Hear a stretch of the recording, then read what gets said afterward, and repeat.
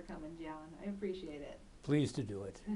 So, can you tell me a little bit about how you started with the Red Cross? My son was an RH baby.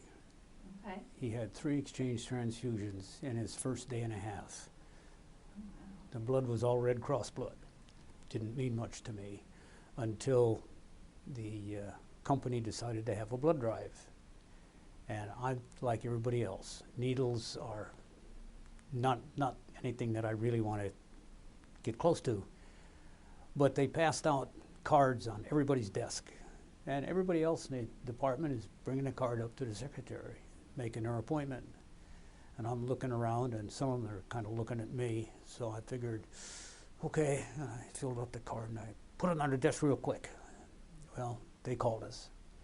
And the blood meal came, and it was an experience. And 56 days later, 25 of us got a phone call from the local VA hospital. There was a young lady coming in from Chicago, this is up in Minneapolis, coming in from Chicago for open heart surgery, and they needed 25 pints of blood on hand. And so, okay, I did that too. Well, then the next time the blood drive came around, I was not quite so reticent.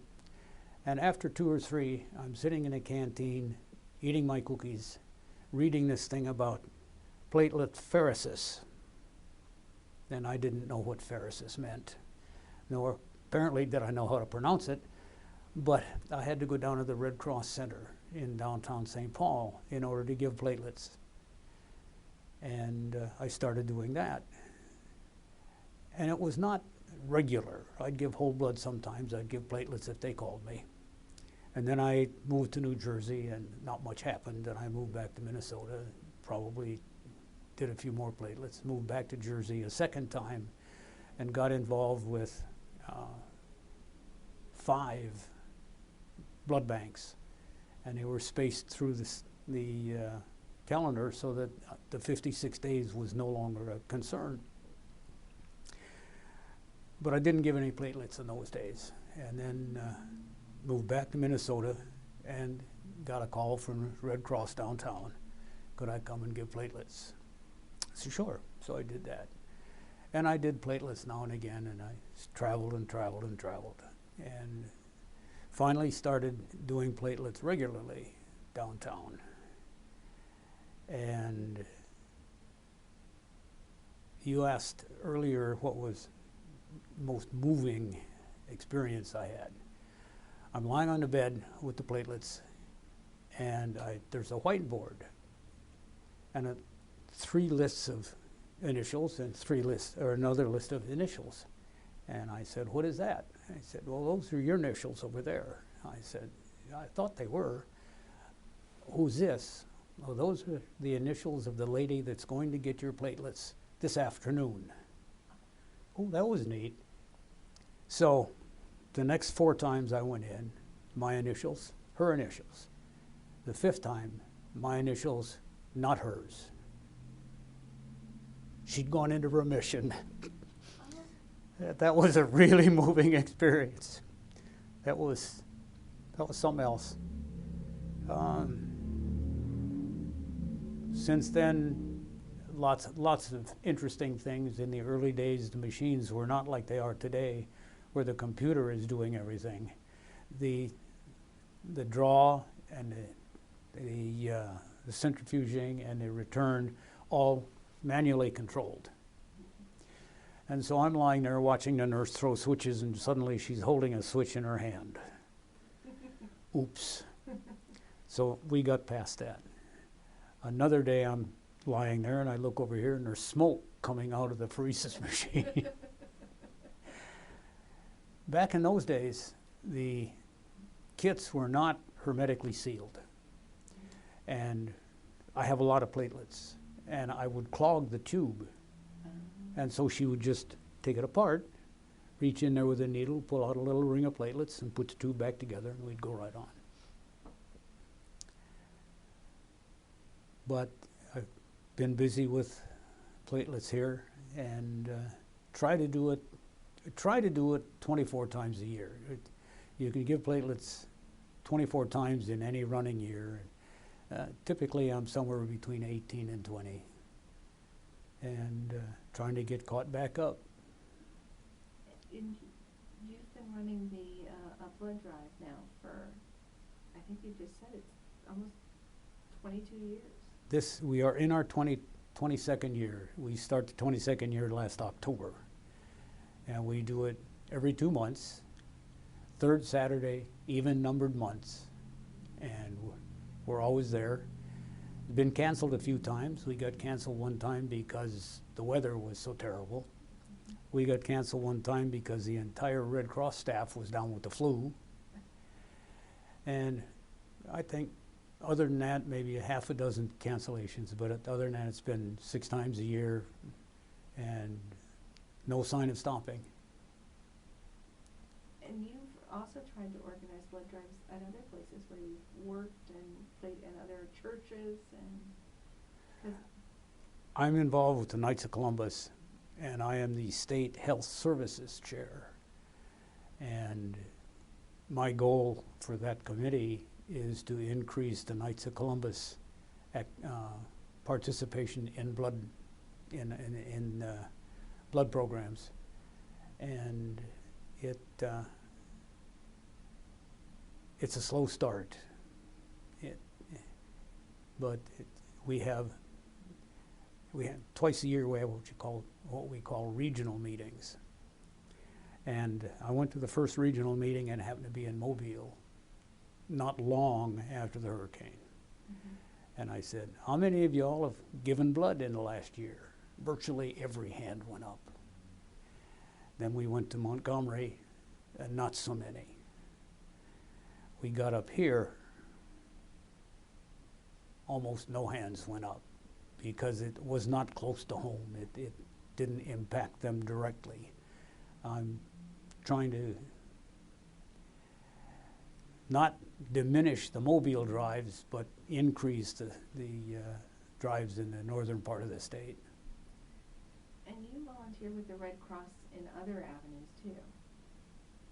I'm called a front desk associate. I have a couple of titles that include blood, and I sit at the front desk 3 afternoons a week and just sign in visitors and answer the phone and answer the phone and answer the phone. If the lady who typically sits at the blood registration desk isn't there, I will register the donors. And so in many cases, you're not only the first face that someone sees when they come to the Red Cross, you're the first voice they hear on the phone. yes, that's true.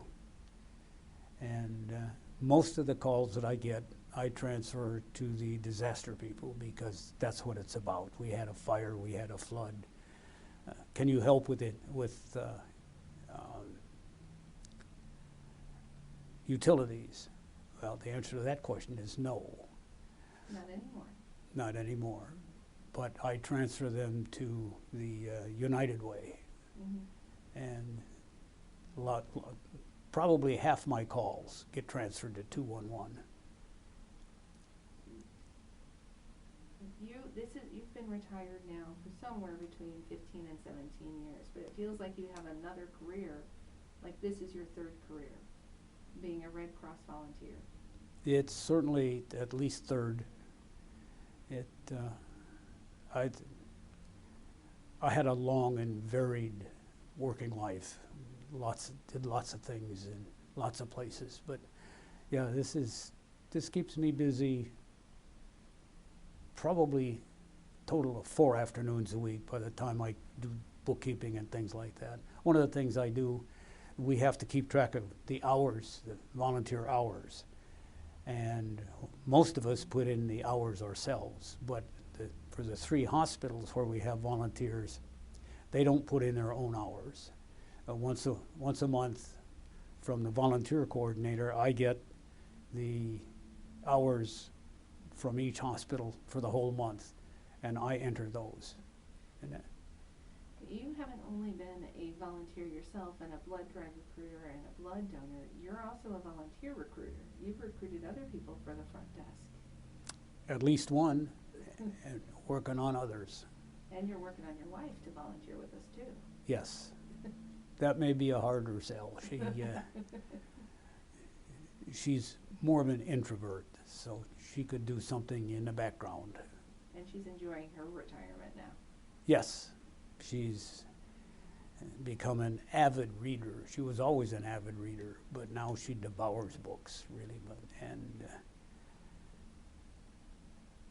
it's aside from driving here 3 times a week, it's a nice, quiet retirement, except for the travel. If there's one thing you could tell people about why the Red Cross is important and why they should either donate blood or donate money or donate time, what would you tell them?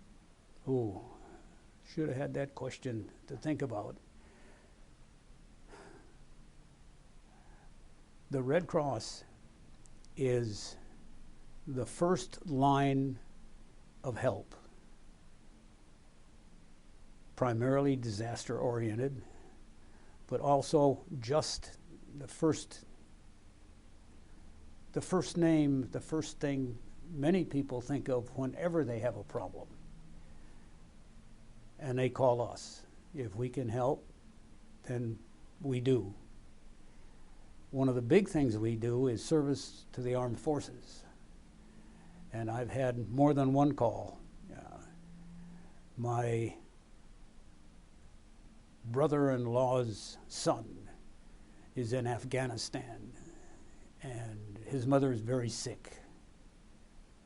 So I transfer that call to the Service to Armed Forces number, a Red Cross number, and they help with transportation, they help with communication, and just trying to keep our soldiers, sailors, Marines aware that they are not out there alone. It was interesting to me when I learned that 92 or 93% of the people doing Red Cross work are volunteers. Mm-hmm. That was an eye-opener. And in the state of Alabama, it's more. And I tell people that blood is a perfect gift. It costs you nothing. It's going to save at least one life, maybe 3, and you get it back in 3 weeks, 5 weeks. Being a volunteer for the Red Cross is very similar to that. It costs me the gas to get here. I like to think that I do important things when I am here. And mostly what I get is another call to help. But why should somebody work with the Red Cross? It sounds trite, but why not? If you have the time, if you have the resources, gas to get here, the things that we do often seem mundane because we don't see immediate results. In the disaster area, bless their hearts, those folks see immediate results. In the blood side, probably don't see immediate results. They see immediate results in a pouch of blood or in a container of platelets.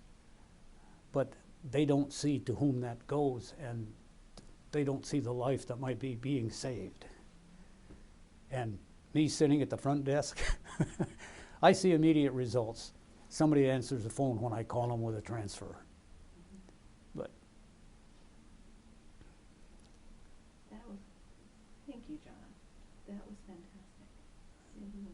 Well, you're more than welcome. Is there anything else you'd like to add? I don't think so.